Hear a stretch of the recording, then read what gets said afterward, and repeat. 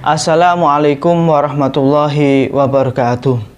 Alhamdulillahirabbil alamin. Wassalatu wassalamu ala sayyidina wa habibina wa qurrati a'yunina Muhammadin sallallahu alaihi wasallam wa ala alihi wa ashabihi ajma'in. Amma ba'du. Alhamdulillah, dalam kesempatan yang berbahagia ini kita masih dipertemukan di channel YouTube dalam rangka kita belajar bersama kitab Mabadi Fikih Juz 4.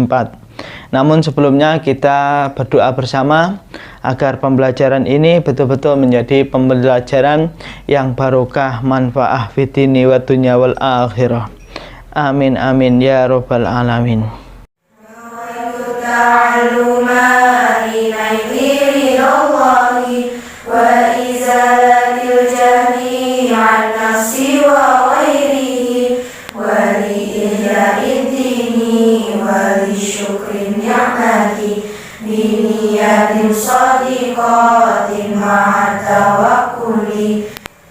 Kita melanjutkan materi yang kemarin. Kalau kemarin kita telah belajar bersama tentang hukum dari hewan yang mati tanpa disembelih. Kalau kemarin kita mengerti bahwa hukumnya dari hewan yang mati tanpa disembelih itu semuanya adalah najis. Itu meliputi keseluruhan daripada bagian-bagian tubuhnya. Misalkan kok ada sapi mati tanpa disembelih, maka dagingnya itu najis, tulangnya itu najis, darahnya najis, bagian tubuh kepalanya najis, bagian kakinya najis, bagian pahanya najis, pokok semuanya najis. Kulitnya pun juga dihukumi najis.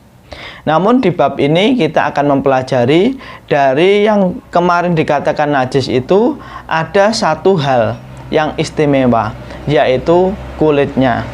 Dari kulit hewan yang kemarin dihukumi najis itu ternyata masih bisa disucikan, tetapi prosesnya harus disama. Oleh karena itu kita dalam bab ini mempelajari tentang menyamak itu seperti apa. Oke, kita lanjut materinya. Bismillahirrahmanirrahim. Bismillahi ngawiti ngaji sapa ingsun kelawan nyebut asmane Allah. Ar-Rahmani, zat kang welas asih ing dalem donya lan akhirat. Ar-Rahimi, zat kang welas asih ing dalem akhirat bloko. Toharatul jildi utawi iki iku bab martelake sucine lulang utawa kulit. Jadi kulit yang kemarin telah dihukumi najis itu masih bisa disucikan dengan cara disamak. Materinya kita lanjut seperti ini. Tathuru juludul maitati bittibahi. Tathuru bisa suci apa juludul maitati pira-pira lulange batang bittibahi kelawan den sama. Semua kulit daripada bangkai itu bisa disucikan dengan cara disamak. Maksudnya semuanya itu bagaimana? Maksudnya semua kulit dari hewan yang mati tanpa disembelih, baik kulitnya itu dari hewan yang halal dimakan dagingnya seperti kambing, seperti halnya sapi, seperti halnya ayam, semuanya itu kalau melalui proses penyembelihannya sah, itu halal untuk dimakan. Namun matinya dalam bab ini hewannya mati tanpa disembelih, itu bisa disucikan dengan cara disamak. Atau hewan misalkan disembelih pun itu tetap tidak boleh dimakan dagingnya. Contohnya kucing, contohnya lagi tikus. Lah, itu tidak sah. Misalkan disembelih tetap tidak boleh dimakan dagingnya. Misalkan ada kucing kok mati, matinya tanpa disembelih pun ini masih bisa disucikan dengan cara disamak. Dasar dalilnya adalah hadis dari Rasulullah Shallallahu Alaihi Wasallam. Liqaulihi sallallahu alaihi wasallam krono Dawe Kanjeng Nabi Muhammad sallallahu alaihi wasallam, ayyuma ihabin dubiha faqad tahura. Ayyuma ihabin utawi endi-endine lulang, dubiha kanten sama apa ayyuma ihabin iku faqad tahura, mongko teman-teman suci apa ayyuma ihabin. Semua kulit bangkai itu bisa disucikan dengan cara disama. Illa jildal kalbi, angin kulite asu, wal khinziri lan celeng. Semuanya bisa disucikan kecuali kulitnya anjing ataupun kulitnya babi. Wama lan hewan tawallada kang metu apa emah minhuma saking asu lan celeng. Au min ahadihima utawa saking salah sijine asu lan celeng. Selain yang tidak bisa disucikan itu adalah kulitnya anjing ataupun babi, maka anak-anak daripada anjing ataupun babi tidak bisa disucikan pula. Berarti misalkan ada pejantan berupa anjing, betinanya adalah berupa babi, kawin punya anak, ini tidak bisa nanti kulitnya untuk disucikan. Atau salah satu dari keduanya, yang lain hewan yang bisa dimakan dagingnya, misalkan ada babi betina kawin dengan kambing pejantan punya anak, ini nanti anaknya tidak bisa disucikan. Pokok ada yang bau-bau dari anjing, ada turunan, maksudnya ada keturunan anjing ataupun babi, semuanya kulit dari bangkainya tidak bisa disucikan. Kemudian pertanyaannya, sebetulnya menyama itu seperti apa? Perlu diketahui, menyama itu adalah tujuannya untuk mensucikan kulit. Berarti sesuatu yang selain kulit itu tidak boleh campur dengan kulit tadi. Jadi caranya, kalau ada hewan yang mati, kita kupas, kita kelupas ya, kita kuliti, kita ambil kulitnya saja dari hewan tersebut. Tidak boleh ada yang ikut nempel di kulit, berarti meliputi darahnya ataupun tulangnya ataupun dagingnya. Ini tidak boleh ada yang menempel di kulit, karena dagingnya masih najis, tulangnya masih najis, kemudian darahnya juga masih najis. Yang akan kita hukumi dan kita akan jadikan menjadi suatu yang suci itu hanya kulitnya saja. Berarti dijamin kulitnya sudah tidak ada barang lain yang menempel di kulit, begitu ya. Setelah itu kita masukkan sesuatu yang berasa pahit. Jadi sebelumnya kita taruh di ember misalkan ya, atau di bak yang lebih besar kalau jumlah kulitnya banyak. Kemudian kita masukkan sesuatu yang berasa pahit. Itu bisa jadi berupa gamping itu ya, kapur itu bisa. Atau kalau contoh-contoh di kitab salaf itu kita pakai kotoran burung, itu juga bisa. Kotoran burung dimasukkan sehingga nanti ada zat-zat yang meresap ke dalam kulit, yang tujuannya itu kulit itu tidak bisa menjadi busuk ketika nanti kulit dari binatang itu telah dikeringkan. Misal dikeringkan tidak busuk, kemasukan kena air lagi juga tidak menjadi busuk. Apakah itu langsung menjadi suci? Tidak, karena tadi awalnya kulitnya itu berasal dari sesuatu yang najis, kemudian kita masukkan sesuatu yang najis lagi. Ini belum menjadi suci. Kapan mulainya suci? Barang tersebut itu akan menjadi suci ya. Kulit yang tadi kita sama itu akan menjadi suci setelah kita sucikan dengan air yang suci, mensucikan. Kita siramkan sekali saja, itu telah menjadi kulit bangkai yang suci, yang berdampak misalkan kita sholat beralaskan dari kulit itu boleh dan sah, Kita beralaskan dengan itu. Karena kulit daripada bangkai tersebut yang telah disamak itu hukumnya suci. Kemudian kita lanjut materinya. Toharatul ardi utawi iki iku nucekake bumi. Bumi itu tanah.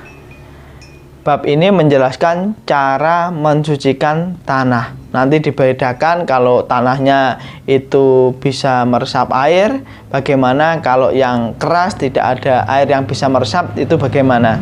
Ini berbeda.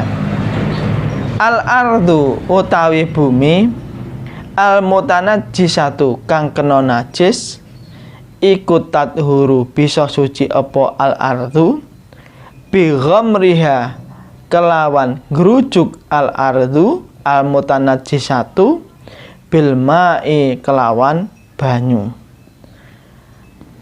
Tanah yang terkena najis itu bisa suci dengan cara disirami dengan air.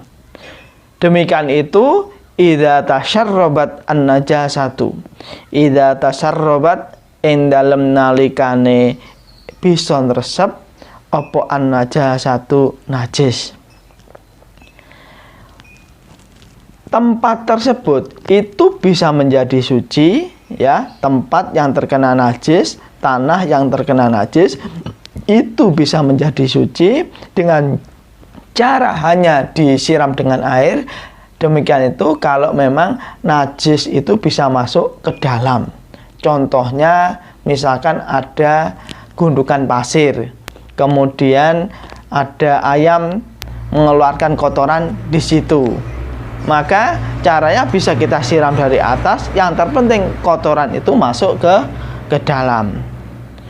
Wa ilam tatasyarrab lan lamun ora nersep apa al-ardu al-mutanajjisatu an-najasata ing najis, yakfi mongko cukup apa sobbul ma'i ngesokake banyu alaiha ing atase al-ardu al-mutanajjisatu walau marotan senajan ambalan wahidatan kang siji. Kalau tempat itu yang terkena najis itu keras, artinya tidak bisa meresap najis, semisal di lantai, ya, di keramik atau di aspal atau di paving-an, itu caranya bisa kita siramkan air sekali saja, itu langsung menjadi suci. Catatannya seperti kemarin, menghilangkan najis itu bisa suci dengan syarat ainnya itu hilang, yaitu bendanya najis itu hilang, kemudian sifat-sifat najis juga hilang. Sifat najis itu meliputi rasa, bau, dan warna.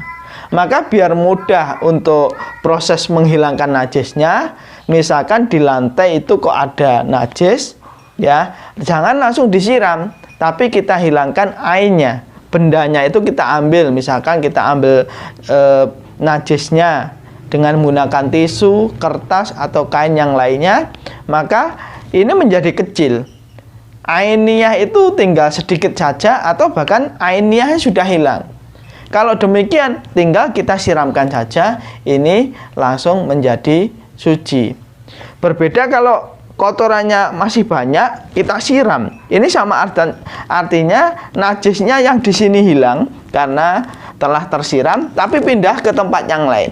Jadi yang sebelahnya menjadi najis.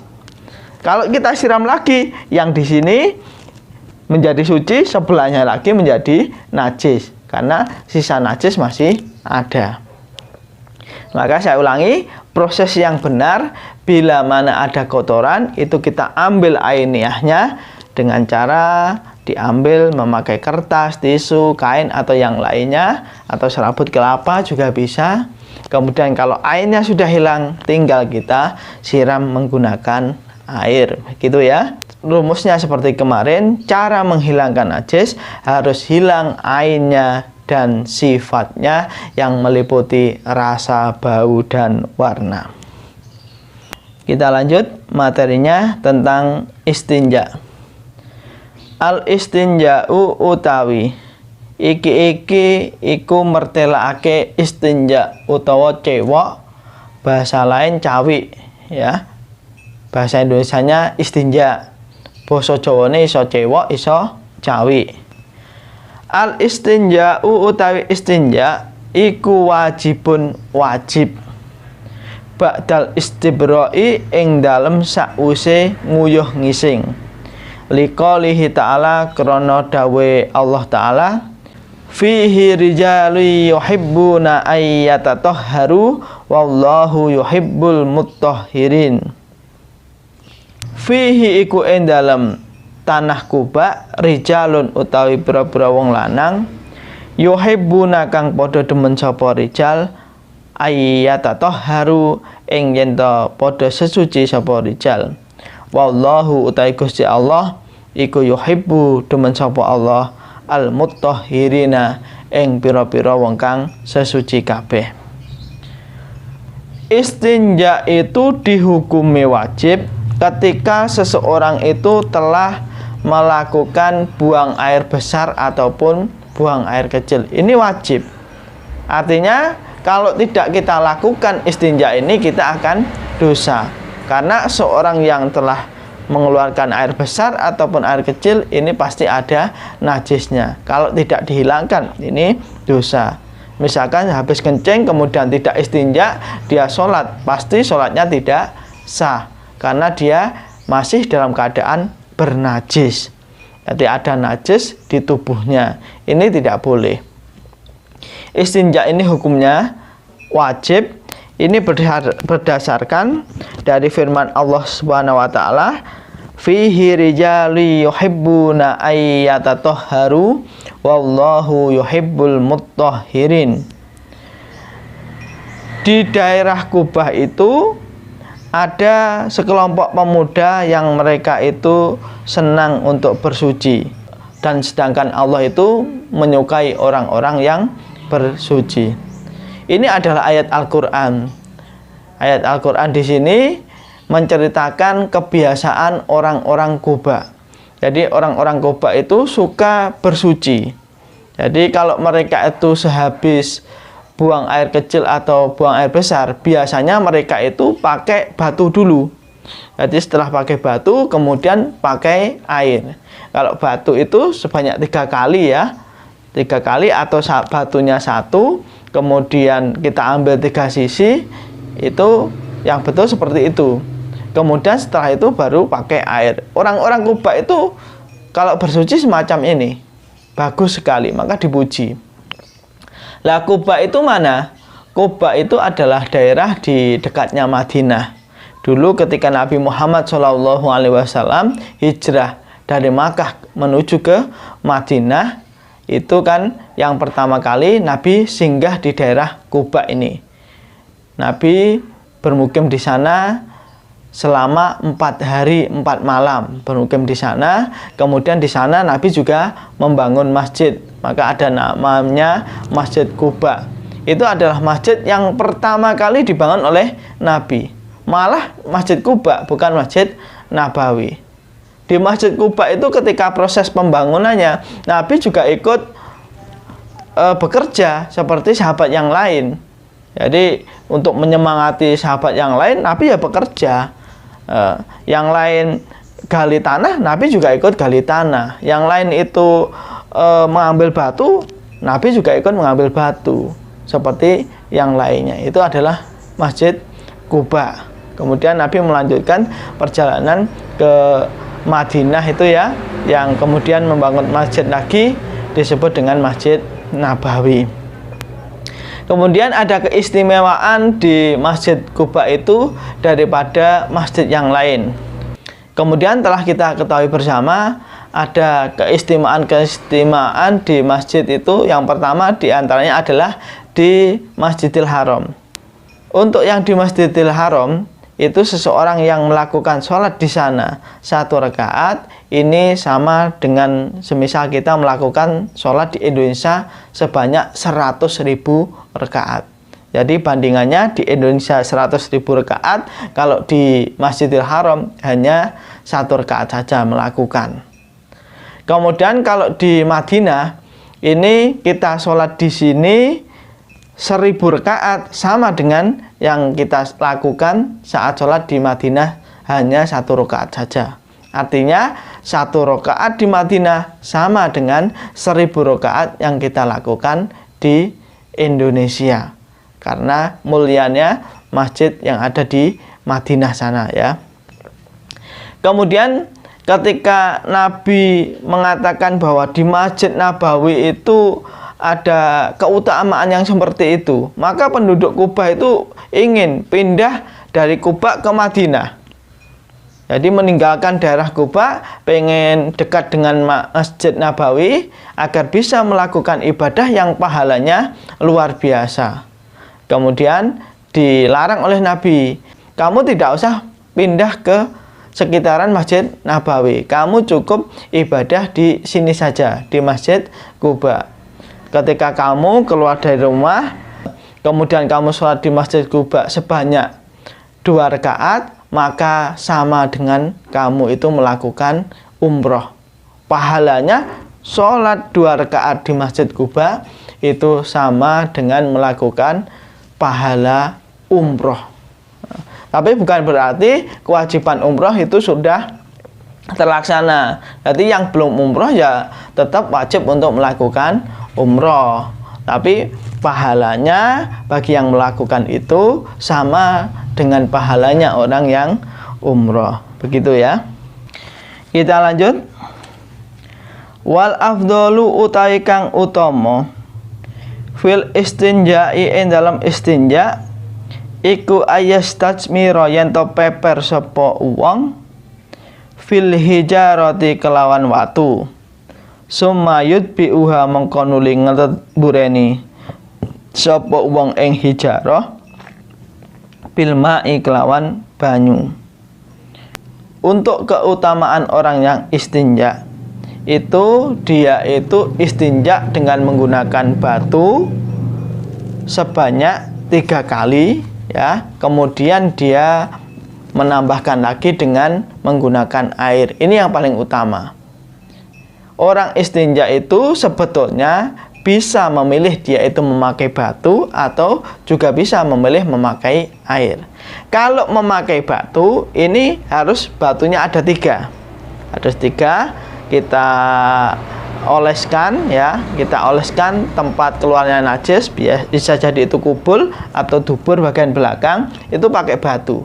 Kalau tidak ada batu, itu sesuatu yang keras, misalkan tanah yang kering ya, yang keras, atau bisa jadi kita gunakan kayu atau apalagi ya yang keras itu ya, kayu, batu, tanah ataupun bata itu juga bisa. Yang penting suatu yang keras, yang suci, yang bisa menghilangkan najis. Kalau pakai batu itu jumlahnya harus 3. Setelah kita pakai, kita buang. Kita pakai lagi, kita buang. Kita pakai lagi, kita buang sampai 3. Atau kalau batunya tidak 3, maka 1 batu juga bisa. 1 batu, tapi cara mensucikannya itu harus 3 sisi yang berbeda. Misalkan sisi pertama ini, kemudian sisi yang kedua bagian sini, kemudian sisi yang ketiga bagian ini. Ini boleh. Batunya 1 tapi pakainya adalah 3 sisi. Yang pertama kita pakai ini, dipakai, kemudian diputar lagi yang sebelahnya, kemudian diputar lagi sebelahnya. Ini artinya 1 batu tapi pakai 3 sisi. Tidak boleh kalau hanya 1 batu tapi 1 sisi, tidak boleh. 2 sisi juga tidak boleh. Ini harus sisinya sebanyak 3. Misalkan yang mudah itu misalkan kok bentuknya kubus. Kubus itu kan sisinya ada berapa? 1, 2, 3, 4, 5, 6. Ada 6 sisi. Nah, 6 sisi itu bisa kita gunakan istinja 2 kali. Itu juga bisa. 3, besok lagi kalau mau istinja dipakai lagi. Ini juga bisa. Artinya yang tidak boleh itu kalau sudah terkena najis kemudian digunakan untuk istinja lagi. Ini tidak boleh. Karena tujuan dari kita adalah untuk membersihkan najis yang ada di tubuh kita. Lah, sesuatu yang najis itu tidak bisa kita sucikan dengan sesuatu yang telah najis. Nah, misalkan ini telah dipakai kok dipakai lagi, berarti ini najis, ini juga najis. Ini tidak bisa digunakan untuk mensucikan. Ya, ini bisa dimengerti ya. Maksudnya 3 siji itu jangan sampai kita itu memakai sisi batu yang telah terkena najis untuk menghilangkan najis berikutnya. Itu tidak boleh, begitu ya. Nah, setelah pakai batu, baiknya terus pakai air. Ini yang paling utama. Nah, sempat model bersuci semacam ini biasa dilakukan oleh orang-orang Kuba sampai dipuji di ayat Al-Quran seperti tadi. Fihi rijalu yuhibbuna ayyatatahharu wallahu yuhibbul mutahhirin. Kita lanjut. Wa yajuzu lan menang apa al-iktisaru ngringkes alal ma'i ing atase banyu au ala salah sati ahjarin utawa ing atase telu pira-pira watu. Atau kita bisa memilih pakai banyu, pakai air itu boleh. Atau kalau tidak begitu pakai batu saja boleh. Tapi ya seperti tadi ya, caranya harus kita pakai 3 sisi itu boleh. Syaratnya yunakko kang den bersihake bihinna kelawan salah sati ahjarin opo al mahroju panggonane metu.